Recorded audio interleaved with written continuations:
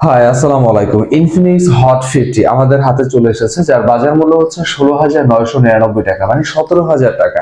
এখন অনেক বড় একটা কোশ্চেন এখানে থেকে যায়, 17,000 টাকা কতটুকু পারফেক্ট এই ফোনটি পারচেজ করবেন নাকি অন্য কিছু দেখবেন এই প্রাইসের মধ্যে, সবকিছু আমরা রিভিল করার চেষ্টা করব। সো ইনবক্সে কি রেখেছে সেটা আগে দেখে আসি। এর আগে আমি বলবো অবশ্যই নতুন হলে সাবস্ক্রাইব করতে ভুলবেন না, পাশে থাকা বেল বাটন প্রেস করে দিবেন। যদি ভিডিও কাজের মনে হয় লাইক দিয়ে সাথেই থাকবেন। Alright, very good. আমরা যদি প্রথমে আনবক্স করি আমরা পেয়ে যাব স্মার্টফোন, রাইট? Infinix hot 50।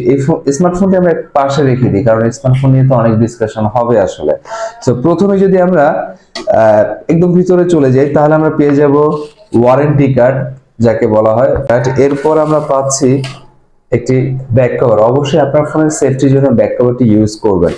আর আমরা পেয়ে যাবো টাইপ সি একটি ইউএসবি কেবল, বেশ বড় সড়ো ছিল কেবলটি, এবং সাথে আমরা পাচ্ছি অ্যাডাপ্টার, যেটা হচ্ছে 18 ওয়াটের, রাইট? এই প্রাইস সেগমেন্টের মধ্যে 18 ওয়াটকে স্কিপ করে যদি আমরা 33 ওয়াট দেখতে পেতাম, হয়তো জিনিসটা আরো বেশি জোশ লেভেলের হয়ে যেত। So alright, very good. ইনবক্সে এগুলোই ছিল। সো আমরা এগুলো যদি পাশে রেখে দিই, আমরা যদি একটু চলে আসি স্মার্টফোনের দিকে, রাইট? আসলে ইনফিনিক্স হট 50 কতটুকু পারফেক্ট সেটা আমরা দেখে আসি, চলেন। প্রথমে আমরা যদি একটু ডিজাইন নিয়ে কথা বলি, ফোনটা দেখতে ঠিক এমনটাই লাগবে। চিরাচরিত যে ডিজাইনগুলো রয়েছে বা দেখে থাকি আমরা, ঠিক সেখান থেকে বের হয়ে নতুন কিছু রাখার বা নতুন কিছু করার চেষ্টা করেছে এখানে ইনফিনিক্স। এটা আসলে চমৎকার ছিল এবং ভালো লেগেছে আমার কাছে। এবং ক্যামেরার প্যাটার্ন যদি দেখেন বা হচ্ছে ফোনটা সিলিং রাখার চেষ্টা করেছে, 7.4 mm থিকনেস এখানে, এবং ওয়েট হচ্ছে মাত্র 188 গ্রাম, এবং IP54 রেটিং পাচ্ছি কিন্তু এখানে।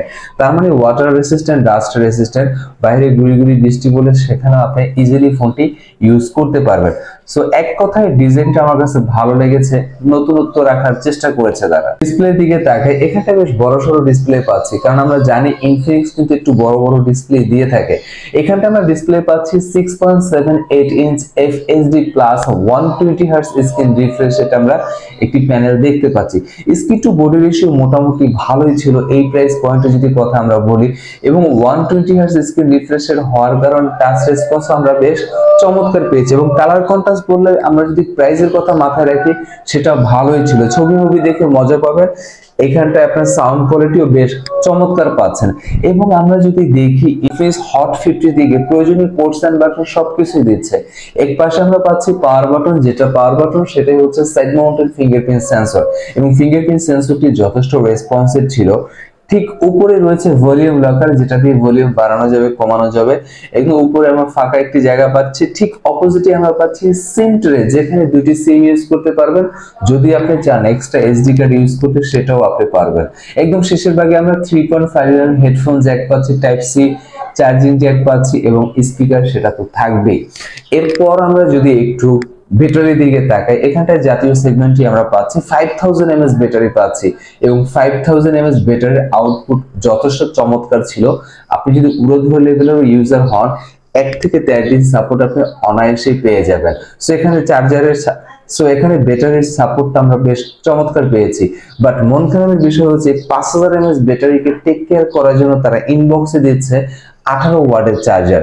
সো আমি বলবো 17,000 টাকায় 18 ওয়াটের চার্জারকে স্কিপ করে যদি তারা 33 ওয়াটের কিছু দিত, জিনিসটা আরো বেশি জোশ লেভেলের হয়ে যেত। আমার কাছে মনে হতো ভ্যালু ফর মানি চার্জারের জন্য, রাইট? এবং আমরা যদি একটু ক্যামেরার দিকে তাকাই, এখানে ক্যামেরার প্যাটার্নটা কিন্তু একদম ডিফারেন্ট রাখার তারা চেষ্টা করেছে। বর্তমানে আমরা যেমনটা দেখি আইফোনের যে প্যাটার্নটা থাকে, তেমনটা আমরা দেখে থাকি আর কি, বাট এখানটা একটু ডিফারেন্ট ছিল। ট্রিপল ক্যামেরা সেটআপ, মেইন যে শুটার সেটি হচ্ছে 50 মেগাপিক্সেল, সাথে 2 মেগাপিক্সেলের আরো একটি সেন্সর আমরা এখানে পেয়ে যাব। সো 50 মেগাপিক্সেলের আউটপুট আসলে কতটুকু ছিল, আমি বলবো আপনি যদি ডে লাইটে ছবি তুলেন, আপনাকে আসলে হতাশ করবে না 16,999 টাকায়। এবং এখানে ভিডিও ক্যাপচার যদি করতে চান, আপনি 2K রেজোলিউশনে ভিডিও করতে পারবেন, 30 fps এ, 1080 60 fps এ, এটাও কিন্তু চমৎকার ছিল। এবং সেলফি ক্যামেরা পাচ্ছেন 8 megapixel selfie camera. Price versus configure মোটামুটি ভালোই ছিল। হোয়াটসঅ্যাপ, ভাইবার, ইমো, মেসেঞ্জার বা ইনস্টাগ্রামে যদি আপনি ছবি আপলোড করতে চান, ডে লাইটে ছবি তুলে অবশ্যই আপনাকে হতাশ করবে না ইনফিনিক্স হট 50 এই ফোনটি। এবং আমরা যদি একটু ওএস এর দিকে তাকাই, অপারেটিং সিস্টেম আসলে কি পাচ্ছি।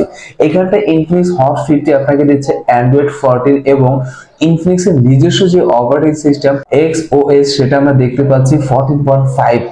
সো ডেফিনেটলি ওএসটা আমরা ভালো পাচ্ছি। আর চিপসেটের কথা বললে একদম নতুন একটি চিপসেট নিয়ে হাজির হয়েছে Infinix Hot 50 এই ফোনটি।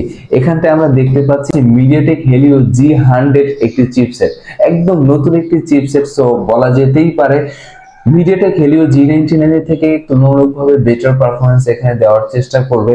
সো পাবজি, ফ্রি ফায়ার, এসপন 9 এবং টুকটাক গেম আপনি ইজিলি খেলতে পারবেন। এছাড়াও মাল্টিপল অ্যাপে যদি আপনি কাজ করতে চান নিঃসন্দেহে আপনি করতে পারবেন 6-7টা অ্যাপ ব্যাকগ্রাউন্ডে রেখে, কারণ এইখানটায় 8GB র্যাম পাচ্ছি আমরা এবং 8GB র্যামের পাশাপাশি 128GB স্টোরেজ। তার মানে যেমনটা আমি বলেছি 6-7টা 10-12টা অ্যাপ আপনি ব্যাকগ্রাউন্ডে রেখে ইজিলি কাজ করতে পারবেন এবং অ্যাপ ওপেন এবং ক্লোজের সময় খুবই কম নিচ্ছিল।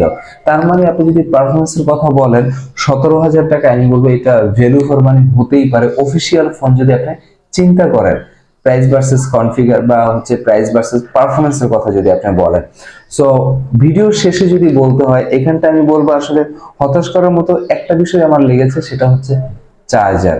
এখানটায় 33 ওয়াট দেখতে পেলে আরো বেশি জোশ হয়ে যেত, বাট অন্যান্য যে জিনিসগুলো ডিজাইনের কথা বলেন এবং আপনার হচ্ছে display 120 hertz screen refresh rate FHD plus নিঃসন্দেহে চমৎকার ছিল এবং ক্যামেরাটাও তুলনামূলকভাবে চালিয়ে নেওয়ার মতো ছিল এই প্রাইস পয়েন্টে।